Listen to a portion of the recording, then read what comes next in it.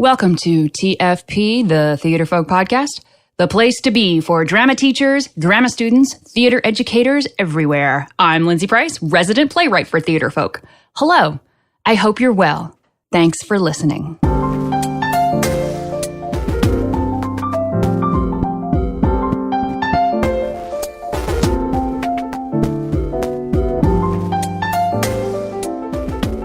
You are in episode 98, and you can catch the links for this episode in the show notes at theaterfolk.com/episode 98. So, the biggest misconception is that all teachers during their summer vacation head to the pool, put their shades on, feet up, eat bonbons, right? Well, I recently talked to 10 drama teachers from Korea to California. And let me tell you, there's not one of them who are sitting by the pool eating bonbons. Not one. I gotta tell you, I mean, I've been amazed, always been amazed at how hard drama teachers work during the school year. And I'm pretty gobsmacked at what they do during their summer vacation. During their summer vacation. So today we've got part one with teachers from Virginia, Ontario, Alabama, North Carolina. And, if you're a beginning drama teacher, I think you really want to listen in and take notes. You are going to get some great ideas. All right. Hello, Allison. Hello. Hi. How are you? I'm doing good. Really busy, but that's just the norm. And where are you in the world? Yes, I teach at the York County School of the Arts, which is located in Williamsburg, Virginia, in the United States of America. Awesome. And when does your school year end? It does not end until next Friday, which is June 13th. So I'm still in the throes of school. You're counting the days, though. I'm trying to get the last show done, so. Oh, break a leg. Oh, thank you. Awesome. Okay, so what we're talking about is summer vacation and what teachers do for summer vacation. And I think it's the big misconception that teachers are just, sitting around with their feet in the pool, sipping on a fruity drink and eating bonbons, right? Absolutely. It is definitely a misconception. What do you do? Well, I even created a checklist for myself years ago to make sure that I actually accomplished everything before the first day of school. And some of these things are very common for any kind of teacher. For example, during the summer, I reflect on last year's notes and on lessons to make sure that I don't make the same mistakes moving forward, or I make some adaptations. I also go on Twitter and connect with educators for new ideas. I go on Pinterest here lately to browse for new ideas on classroom management, how I want to set up my classroom, because good teaching is just good teaching. I also buy school supplies, just like the kids. I get my pens and pencils and my expo markers, things like that, and try to hit up the sales in August that typically happen in the office supply stores. For theater specifically, for my classes, if I need to get certain art supplies that would help out for next year's lessons. For example, I do a unit every year with my upperclassmen that deals with neutral masks. So I make sure that I've ordered the materials for that unit. And I try to do it in the summer when I have a little more time, especially if something's happening right at the beginning of the year. I go in and I clean and organize my classroom, because during the school year, I really don't have time to set it up and to especially make any changes. I clean my desk. I change up my posters, things like that.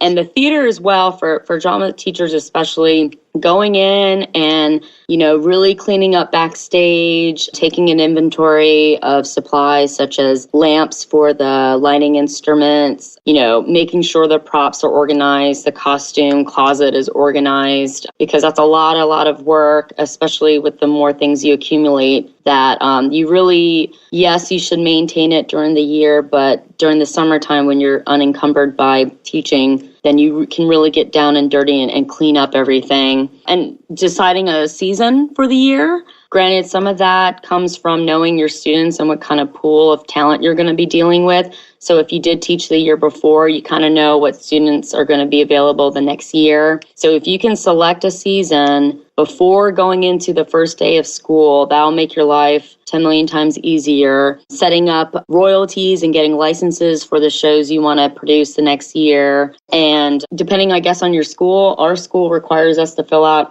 paperwork to request the use of our theater space for rehearsals and for our productions and getting it on the school-wide calendar.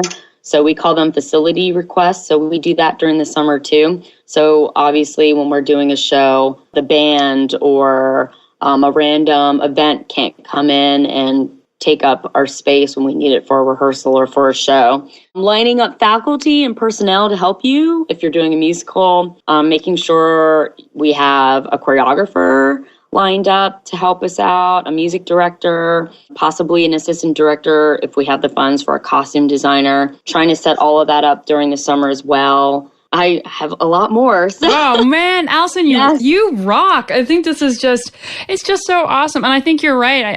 I've been in so many theater classrooms like during the year where it just seems like it's overwhelm has happened and things are in piles and there are just props and costumes everywhere. And there's never any time during the year, is there? No. So it's kind of like the summer is your opportunity to be relaxed and set everything up. My program, we do a lot of field trips during the year. And I know, not everyone has that kind of luxury or the budget to be able to do that. But, I know a lot of drama teachers that aren't necessarily in a magnet program like mine, where they might take 1 or 2 field trips a year. And sometimes they're overnight field trips like to New York City or international trips. We do international trips a lot. So during the summer, we use that time to contact vendors to set up for tickets for our field trips, arrange for transportation, kind of taking care of those nuts and bolts. So it's not, especially if it's an early field trip, and just kind of getting a plan for the year of what we want to do.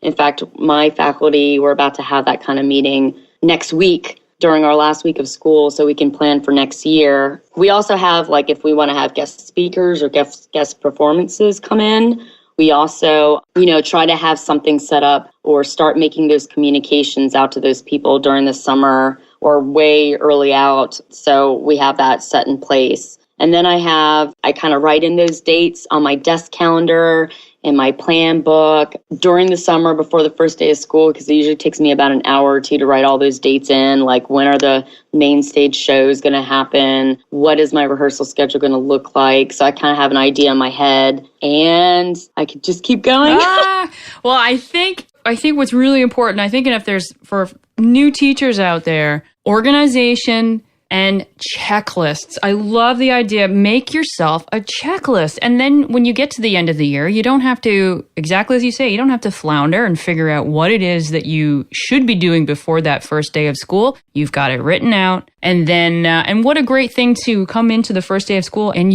you're prepared. Yes. And of course, there are things that are specifically for, being a drama teacher, like, selecting your season, things like that. But then you have all of the school's expectations, like you need to make sure, you have your syllabus made and your classroom management plan, and make sure you've prepared for an open house and for back to school night, and for make sure you read the teacher handbook and review the school's emergency procedures, and et cetera, et cetera, et cetera. And every summer I send out welcome letters to my students before they have me on the first day of school. So they've had one, example of communication of me before they even get into my classroom. So that's on my checklist. So it's a lot, but it's the stage manager in me to make a checklist. That's your background. I can see it. It's written all over you. Yeah. I'm definitely a director, stage manager, and and every year I go back to this checklist and I edit it. You know what? I need to put this on this checklist, or I don't need to do that anymore. So I think as a first year teacher, having a running document on your desktop of your computer or wherever, or a journal, and just writing down notes as the year happens, like I better make sure I do this, and throw that on my checklist, because I didn't have this checklist until my second year of teaching. Wow. And so it's like, if I could have had this checklist from the beginning, that would have made me feel a little better, especially when I mark them off. I I did that. Absolutely. Oh, Allison, that is so great. I think that's really, really, and how great must it feel too for your students to come into this organized. They've already heard something from you. I think it makes a big difference to when you're setting the scenario for that first day of school. I think it makes a difference when someone's walking into a chaotic situation and an organized situation. Exactly, because it's embarrassing. And, we've been in this position before just from outside reasons, but the first day of school, when they come in, they want to know, okay, when's the first audition for the show? What is our season? What are we doing this year? And if you can't tell them, well, we have the first show figured out, but we don't know what's the next one going to be. Or we think we're going to have auditions for the first show next week. But if you have, this is our season, we have audition forms already for you to fill out on the first day of school, and our audition is happening next week. And this is a rehearsal schedule. Then they're going to be like, all right, I can get excited about this. Everything's already planned. They're going to feel better. And you as the teacher and the director of everything, you're going to feel a big breath of relief because you're already set up. Absolutely. Absolutely. Thank you so much for this, Allison. That's awesome. Thank you for the opportunity. I hope it helps somebody out there. Oh, I know it will. All right, so now I am talking to Troy Taylor. Hello, Troy. Hey, how are you? I'm awesome. How are you? I'm doing quite well. Good. That's what we like to hear. Tell everybody where you are in the world. I am currently in Birmingham, Alabama, where I teach at Hueytown High School. I'm the theater teacher there. I've been there for 2 years now. I'm about to start my third year in my teaching career, so I'm quite young in my career and my experience. That's awesome. And are you still enjoying it as your first year? Yes, I love it a lot. I really do. Each year it gets better and better. My kids get more and more excited, and we just are doing more and more things as we keep growing, and every day passes by. What made you choose theater? What made you choose to be a theater teacher? Really, my journey as a student through theater in high school was an important part of my life and growing up, and my teacher was very important as far as me becoming a man and learning life lessons, and just what it brought to me was very, very valuable. And so that was a journey that I wanted to take as far as giving back to society, so to speak, and being able to do that for students of the future. It's an important job, isn't it? It really is, and it's a very big job. Absolutely. And on that note, so the question we're asking is, what do teachers do during the summer? What do you do on your summer vacation? Well, I wish I could say that I had a summer vacation. For the last 2 summers, ever since I was hired, I've spent literally every day at the school and working to get ready for the upcoming year, or cleaning out and putting stuff away from shows that are still left out, or returning things that we've borrowed, working on lesson plans. And I mean, you name it, and that's what I'm doing. There's not much of a summer for me, and that's something I knew would be a part of my job if I really took it seriously. And there's a lot to do to get ready for our kids and what we, shows and planning and production and all those kinds of things. Why do you think it is that people assume that teachers just take that time off? Oh, they've got the summer off. Oh, the lucky teacher. Well, realistically, there may be a lot of teachers that get to do that, but teachers who really care about what they get to do and the opportunity they have to work with students every day don't take the time off during the summer to rest, because they're too busy trying to prep for the upcoming year and for the next batch of students they're going to have, new, or they may even have some of the same students, because they care about what they're going to present to their students and what kind of opportunities they're going to give. And, especially being a theater teacher, we're always thinking, okay, what can we do next? What's the next opportunity that we can give for our students? And that takes a lot of planning and a lot of time outside of the normal 8 to 3 school day, and during the school year, you're doing rehearsals. So that summer is really when you do your planning and prepping for the next school year. And that's awesome. I think that you have got a grasp on that so earlier in your career. I think it's just going to serve you well. Well, thank you. Awesome. Thank you so much, Troy. Thank you, Lindsay. And now I am with Danny. Hello, Danny. Hi, Lindsay. How are you? I'm great. How are you? I'm perfect. Oh, I love to hear that. It's nighttime and the sun's going down. It's beautiful out here. It's beautiful where I am too. I tell everybody where you are. I'm in North York, Toronto, just north of Toronto, Ontario. Just north of Toronto, Ontario. I love that. Love being able to talk to somebody as close to local as I'm going to get, I think. That's great. Nice. So how long have you been a teacher? This is my 12th year. It feels like forever, but only 12 years, so I got lots to go. Yeah, why does it feel like forever? Well, first of all, as a drama teacher, we're always busy, so every year feels like 4, but it's all good though. I'm definitely not going to complain. I love what I do, but it's hard work. So, I don't know a drama teacher who isn't on the move 24/7. Yeah. Who just puts in so much extra time. I think that's something You have to. Yeah, you do. Well, if you're going to do the job well, right? Yeah, well, I tell parents, anybody who's willing to listen, is our job it's almost 90% marketing and then 10% teaching.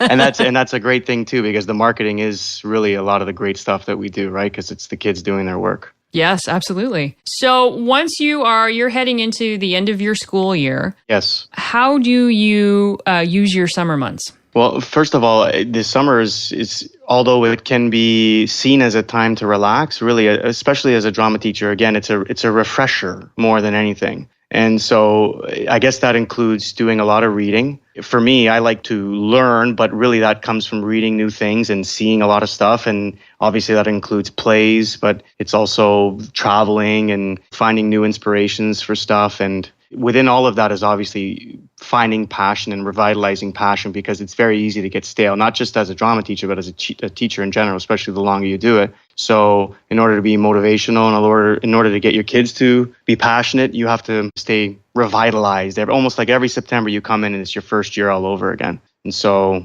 and you can't do the same thing. So I think refresher is the most important thing. I think that's a great idea to look at it, that you have to kind of come into every year as if it's the first time, because otherwise you're just repeating the same games and doing the same exercises. And I think students know when you're just going through the motions. Oh, yeah, absolutely. And obviously they take drama because they have an expectation coming into the course. And even if they have an idea of what to expect, if they're surprised pleasantly, they're going to be more engaged as well. And so it's not tricking them, but it's keeping them on their toes. And the only way to do that is by being fresh every year. Yeah, well, you're leading by example, right? Absolutely. That's one of my prime beliefs. So when you started out as a teacher, have you always had this principle of how to use your summer months, or has that changed over time? Well, as far as the staying fresh and the passion is concerned, for me, I remember I had to give I can't remember what it was exactly, but some sort of lecture in teachers' college, and it started with that, and I think when you get into the profession in general, but then specifically as a drama teacher, if you're not thinking in terms of leading by example, like you say, but with passion and always staying fresh, that it's always been a part of who I am as a person. So I think that just comes natural as a teacher. If you could give an example of one thing that you think every starting drama teacher should be doing on their summer months, what's the one thing that you think would be incredibly helpful? Writing. Ah. Yeah, absolutely. And not necessarily plays. I mean, me personally, I keep 3 or 4 journals at any given time, and it's ideas. I'll be driving in the car and I'll ask my wife to write something down for me that comes to my mind, and it's just based on something I see or something I'm reflecting on from the day. But again, the more you write, it's inspirational. It keeps you fresh. Like I said before, it comes from a place of passion. Obviously, if it's coming, from that moment. So, and again, that I think writing always is going to come from the heart. And then again, if that's what you're turning around and trying to give to the kids, it's going to be inspirational. So writing is very important. It could be about anything. Again, it's not necessarily, like I said, about a play. It could be anything. New curriculum. It could be new lesson plans. I believe every 2 years, I have a 2-year cycle, and it doesn't always stay that way. But if I totally revamp all of my plans every 2 years in the summer, so that it could be also writing new plans. I think that's awesome. I think keeping a journal is, again, it's something that we want students to do. So if we want students to do it, we should also be, again, leading by example. Absolutely. And I just love it. I love having a notebook on hand so that when anything hits your brain and you are in the habit of making sure it gets on the page. Yeah, I learned that from a director that I worked with once, and it was in his back pocket, and it always, it stuck out to me because he usually had the most creative ideas, and so I took that from him and I applied it to my teaching practice. Oh, I love that. That's a great example. Thank you so much, Danny, for sharing that, and I really appreciate you taking your time. No problem. Awesome. Okay, so now I am talking to Chuck Stowe. Hello, Chuck. Hi, Lindsay. Hey, how you doing? Doing great. It's been a wonderful. Awesome. And so just tell everybody where you are in the world. I'm at Stuart Kramer High School in Belmont, North Carolina, where that's just west of Charlotte. Ah, excellent. I can picture where that is. And how long have you been a teacher? This is my 10th year teaching high school. Did you teach something else before that? I was on the college level, 3 different colleges. Oh, so what made you decide to go to high school? Moving back here to help take care of family and finding available jobs. But I love it. This is where I'm supposed to be. Ah.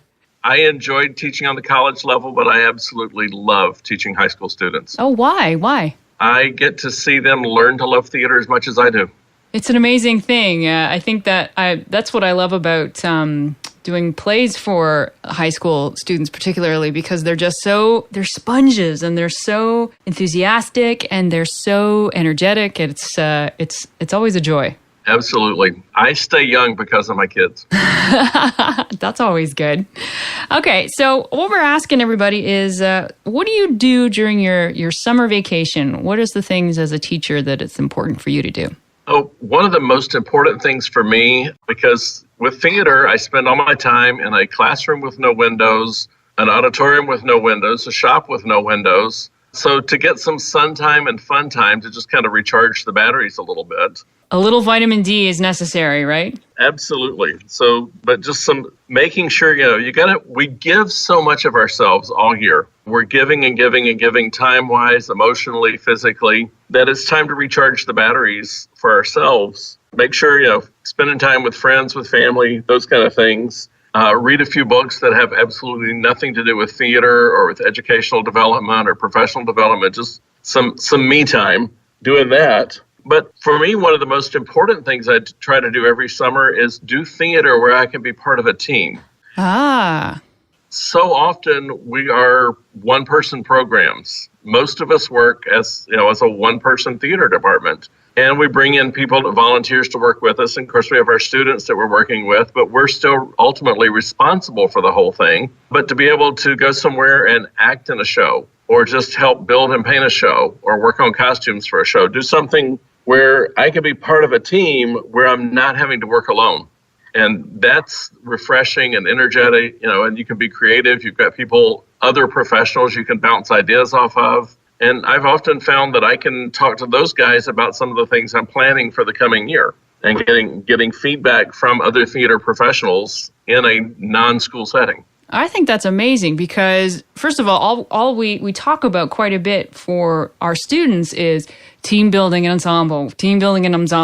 We want them to be a team. And if you haven't had that experience of being on their side of the table where you are a part of the team, how can you encourage them to do that to their best? Yeah? Yeah, I agree. And that's so important because what we do, we hear so much about 21st century skills and collaboration and creating and problem solving. It's what we've done in theater for 2,500 years. Oh, yeah. Today, but we talk about it, but we need to, like you say, be experiencing it firsthand to then be able to come back, and I bring some of those experiences back into the classroom. A couple of years ago, I did summer stock. Last summer, I worked with 3 summer camp programs in our community where they have theater camps, 3-week theater camps, where they produce shows, and I helped with those programs. So different things, you're doing different responsibilities, but just finding a way to plug in to hone my own craft, working with professionals, gives me a chance to, that whole recharging the batteries metaphor. Well, there's so many different ways you can recharge those batteries too, Just the whole notion of, I just love that idea of, because you're still working on your craft of being a theater teacher, but from a completely different perspective. Yeah. That's awesome. I think that's so really helpful. When you started out as a teacher, what was your vision of what your summers would be like? Well, naively, I thought I would be taking the summer off, and I'd have, from June 10th till August 25th to just relax and hang out at home and do, work in the yard and projects around the house. But the reality is I still do all of that, but I make time to do the other things, the theater work as well. And I try to do as much pre-planning as I can without going overboard with it. Yeah. If that makes sense. Oh, totally. So that when you walk in on that first day, you know where you're going. Well, tomorrow I'm going to be announcing to my students what our musical for next spring is going to be. And so I'll start doing some pre-planning on that, because I want to know in August, even though we're doing the show in the spring, in August, I want to know what the set's basically going to look like and what our costume concepts are going to be like and who my production team is going to be. So I'll be putting those pieces of the puzzle together over the summer, not having all the details done, of course, but just so that you've got the big picture at least filled in over the course of the summer with that. I think that's really the only way to survive the life of a drama teacher is organization. Awesome. Thank you so much, Chuck. That was a really great, I love that example. I've been talking to a number of teachers and everyone has had a different take on this question. And I love it. Thank you so much. Thank you. Thank you so much to all the teachers in this episode. Allison Hall, Danny DeLallo, Troy Taylor, Chuck Stowe. I love how much I learn doing these interviews. And I won't lie. I mean, I assumed there was someone who was kicking back and going to go into relax mode for the entire time. But, deep down inside, I am not surprised. Not really. You guys are the hardest working folks I know. My hands are up. All hail the drama teacher. So you can get the links to this episode in the show notes at theaterfolk.com/episode 98. And before we go, let's hear some Theater Folk news. It's a play feature. It's a play feature. It's time to feature a play. Okay. Do you know what Rochambeau is? Yeah, me neither. Until this play came across my desk. So, Rochambeau is the name for a tournament of rock, paper, scissors. That's right, you heard it. Rock, paper, scissors tournaments. And of course, you're intrigued, because I was intrigued. And do you know that some people take rock, paper, scissors very seriously? So seriously that there's national rankings, so seriously that they might cheat to win their tournament, that they have to devote their entire lives to practicing no matter what?